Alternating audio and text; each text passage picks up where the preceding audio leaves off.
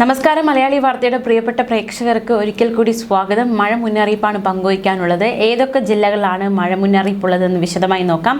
കേന്ദ്ര കാലാവസ്ഥാ വകുപ്പ് നൽകുന്ന മുന്നറിയിപ്പാണ് പ്രേക്ഷകരോട് പങ്കുവയ്ക്കുന്നതെന്ന് തുടക്കത്തിൽ തന്നെ ഓർമ്മിപ്പിക്കുന്നു. ഒരിക്കൽ കൂടി ഓർമ്മിപ്പിക്കുന്നു. അപ്പോൾ എന്തായാലും മഴ മുന്നറിയിപ്പ് നോക്കാം. സംസ്ഥാനത്ത് ഇന്ന് പരക്കെ മഴയ്ക്ക് സാധ്യതയുണ്ട്. 4 ജില്ലകളിൽ യെല്ലോ അലർട്ട് പ്രഖ്യാപിച്ചിട്ടുണ്ട്. ഏതൊക്കെ ജില്ലകളാണ് യെല്ലോ അലർട്ട് പ്രഖ്യാപിച്ചിരിക്കുന്നതെന്ന് നോക്കാം. അതിനു മുന്നേ വരും മണിക്കൂറുകളിൽ തിരുവനന്തപുരം, കൊല്ലം, പത്തനംതിട്ട, ആലപ്പുഴ, കോട്ടയം, ഇടുക്കി ജില്ലകളിൽ ഒറ്റപ്പെട്ട ഇടങ്ങളിൽ ഇടത്തരം മഴയ്ക്ക് സാധ്യതയുണ്ടെന്ന് കേന്ദ്ര കാലാവസ്ഥാ വകുപ്പ് അറിയിച്ചു. പലപ്പോഴും ഒറ്റപ്പെട്ട ഇടങ്ങളിൽ ഇടത്തരം മഴയ്ക്ക് സാധ്യതയുണ്ട് എന്ന മുന്നറിയിപ്പ് പങ്കുവയ്ക്കുമ്പോൾ പലരും ചോദിക്കുന്ന ഒരു കാര്യമാണ്, എവിടെയാണ് ഇവർ പറയുന്ന ഒറ്റപ്പെട്ട ഇടം എന്നാണ്. എന്തായാലും മഴ ഇന്നയിടത്ത് കൃത്യമായി പെയ്യുമെന്ന് പറയുക അസാധ്യമാണ്. അതുകൊണ്ടാണ് ഈ ജില്ലകളിലെ ചിലയിടങ്ങളിൽ മഴ സാധ്യതയുള്ള ജില്ലകളെ കുറിച്ച് കേന്ദ്ര കാലാവസ്ഥാ വകുപ്പ് ഇത്തരത്തിൽ മുന്നറിയിപ്പ് നൽകുന്നത്. അപ്പോൾ ഇന്ന് ഏതൊക്കെ ജില്ലകളാണ് യെല്ലോ അലർട്ട് എന്ന് നോക്കാം. ഇന്ന് തിരുവനന്തപുരം ജില്ലയിലും കൊല്ലം ജില്ലയിലും പത്തനംതിട്ട ജില്ലയിലും കണ്ണൂർ ജില്ലയിലും യെല്ലോ അലർട്ട് പ്രഖ്യാപിച്ചിരിക്കുകയാണ്. മഴയ്ക്കൊപ്പം ശക്തമായ കാറ്റിനും ഇടിമിന്നലിനും സാധ്യതയുണ്ട്. വരും ദിവസങ്ങളിലും മഴ തുടരുമെന്ന് തന്നെയാണ് മുന്നറിയിപ്പിൽ നിന്ന് മനസ്സിലാക്കാൻ സാധിക്കുന്നത്. നാളത്തെ സ്ഥിതി അങ്ങനെയല്ല. നാളെ 9 ജില്ലകളിൽ യെല്ലോ അലർട്ടാണ്. തിരുവനന്തപുരം, കൊല്ലം, പത്തനംതിട്ട, ആലപ്പുഴ, കോട്ടയം, ഇടുക്കി, എറണാകുളം, തൃശ്ശൂർ, കോഴിക്കോട് എന്നീ ജില്ലകളാണ് നാളെ യെല്ലോ അലർട്ട് പ്രഖ്യാപിച്ചിരിക്കുന്നത്. ഒറ്റപ്പെട്ട ഇടങ്ങളിൽ ഇടിമിന്നലോടുകൂടിയ മഴയുണ്ടാകും. മണിക്കൂറിൽ 30 മുതൽ 50 കിലോമീറ്റർ വരെ വേഗതയിൽ വീശിയേക്കാവുന്ന ശക്തമായ കാറ്റിനും സാധ്യതയുണ്ടെന്ന് കേന്ദ്ര കാലാവസ്ഥാ വകുപ്പ് മുന്നറിയിപ്പ് നൽകുകയാണ്. ജാഗ്രതയോടെ ആയിരിക്കുക. 24 മണിക്കൂറിനുള്ളിൽ 64.5 മില്ലിമീറ്റർ മുതൽ 115.5 മില്ലിമീറ്റർ വരെ മഴ കിട്ടുന്ന സാഹചര്യം. ഇതിനെയാണ് ശക്തമായ മഴ എന്നതുകൊണ്ട് അർത്ഥമാക്കുന്നത്.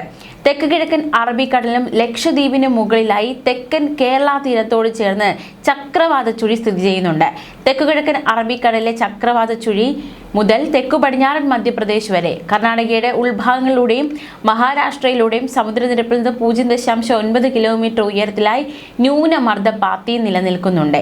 ഇതിന്റെ അടിസ്ഥാനത്തിലാണ് മെയ് 11 വരെ കേരളത്തിൽ ഒറ്റപ്പെട്ട ഇടങ്ങളിൽ ശക്തമായ മഴയ്ക്ക് സാധ്യതയുണ്ടെന്ന മുന്നറിയിപ്പ് കേന്ദ്ര കാലാവസ്ഥാ വകുപ്പ് നൽകുന്നത്. ഇനി 10-ാം തീയതിയിലെ മുന്നറിയിപ്പ് നോക്കാം. തിരുവനന്തപുരം, കൊല്ലം, പത്തനംതിട്ട, ആലപ്പുഴ, കോട്ടയം, ഇടുക്കി, എറണാകുളം ജില്ലകളാണ് 10-ാം തീയതി യെല്ലോ അലർട്ട് ഉള്ളത്. 11-ാം തീയതി മഴ തുടരും. കൊല്ലം, പത്തനംതിട്ട, ആലപ്പുഴ ജില്ലകളാണ് 11-ാം തീയതി മഞ്ഞ അലർട്ട് പ്രഖ്യാപിച്ചിരിക്കുന്നത്. അപ്പോൾ ഈ ജില്ലകളിലുള്ളവരൊക്കെ ജാഗ്രതയോടെ ആയിരിക്കുക. മഴയ്ക്ക് സാധ്യതയുണ്ട്. ഈ കൊടും ചൂടിനുള്ളിൽ ആശ്വാസമായി മഴ കിട്ടുന്നുവെങ്കിൽ പോലും മഴയുമായി ബന്ധപ്പെട്ടുണ്ടാകുന്ന കെടുതികളെ കൂടി ജാഗ്രതയുണ്ടായിരിക്കണം. തെക്ക് കിഴക്കൻ അറബിക്കടലിന് ലക്ഷദ്വീപിന് മുകളിലായി തെക്കൻ കേരള തീരത്തോട് ചേർന്നാണ് ചക്രവാത ചുഴി സ്ഥിതി ചെയ്യുന്നത്. അതേസമയം അടുത്ത 5 ദിവസങ്ങളിൽ കേരളത്തിലും മാഹിയിലും ഒറ്റപ്പെട്ട ഇടങ്ങളിൽ ഇടിമിന്നലോടുകൂടിയ മഴയ്ക്കും മണിക്കൂറിൽ 30 മുതൽ 50 കിലോമീറ്റർ വേഗതയിൽ ശക്തമായ കാറ്റിനും സാധ്യതയുണ്ടെന്ന് കേന്ദ്ര കാലാവസ്ഥാ വകുപ്പ് മുന്നറിയിപ്പ് നൽകിയിട്ടുണ്ട്. 11-ാം തീയതി വരെ മഴ തുടരുമെങ്കിലും അതിനോടൊപ്പം തന്നെ ഇടിമിന്നൽ, ശക്തമായ കാറ്റിന്റെ പ്രതിഭാസങ്ങൾ കൂടി ഉണ്ടാകുമെന്ന ജാഗ്രതാ നിർദ്ദേശങ്ങൾ കൂടി പുറപ്പെടുവിച്ചിട്ടുണ്ട്. ഇനി നമുക്ക് കാലവർഷത്തിനെ കുറിച്ച് നോക്കാം. കാലവർഷം എങ്ങനെയാണ്, എവിടെ എത്തി എന്നതടക്കമുള്ള കാര്യങ്ങൾ നോക്കാം. കേരളത്തിൽ ജൂൺ മുതൽ സെപ്റ്റംബർ വരെ കിട്ടുന്ന പ്രധാന മഴക്കാലമാണ് കാലവർഷം അഥവാ തെക്ക് പടിഞ്ഞാറൻ മൺസൂൺ. അറബിക്കടലിൽ നിന്നും പശ്ചിമഘട്ടത്തിലേക്ക് വീശുന്ന നീരാവി നിറഞ്ഞ കാറ്റ് ജൂൺ ആദ്യവാരം കേരള തീരത്ത് മഴയായി പെയ്യും. ഇതാണ് കാലവർഷം. ജൂൺ 1 ആരംഭിക്കുന്ന ഈ മഴ സംസ്ഥാനത്തിന്റെ കാർഷിക മേഖലയ്ക്കും ജലലഭ്യതയ്ക്കും അത്യന്താപേക്ഷിതമാണ്. കാലവർഷത്തിന്റെ പ്രധാന സവിശേഷതകൾ എന്തൊക്കെയാണെന്ന് നോക്കാം. സമയക്രമമുണ്ട്. അതായത് ജൂൺ തുടക്കത്തിൽ തുടങ്ങി സെപ്റ്റംബർ വരെയാണ് നീളുക. പക്ഷേ ഇപ്രാവശ്യത്തെ മുന്നറിയിപ്പ് പ്രകാരം മെയ് പകുതിയോടെ തന്നെ, ഈ മാസം പകുതിയോടെ തന്നെ കാലവർഷം എത്തുമെന്നാണ് ഇത്തവണത്തെ മുന്നറിയിപ്പ്. ഇടവപ്പാതി, മലയാള മാസം ഇടവപ്പാതിയിലാണ്, അതായത് ഇംഗ്ലീഷ് മാസം ജൂൺ ആ സമയത്താണ് എത്തുന്നത്. അതുകൊണ്ട് ഇതിന് ഇടവപ്പാതി എന്നും അറിയപ്പെടുന്നുണ്ട്. തെക്ക് പടിഞ്ഞാറൻ ദിശയിൽ നിന്ന് വന്ന് പശ്ചിമഘട്ടത്തിൽ തട്ടി തണുത്ത് മഴ പെയ്യുന്ന ഒരവസ്ഥയാണ്. കേരളത്തിലെ കാർഷിക മഴയുടെ ഭൂരിഭാഗവും ഈ കാലയളവിലാണ് കിട്ടുന്നത്. ഒക്ടോബർ മുതൽ ഡിസംബർ വരെ കിട്ടുന്ന മഴയെ വടക്ക് കിഴക്കൻ മൺസൂൺ അഥവാ തുലാവർഷം എന്ന് വിളിക്കുന്നു.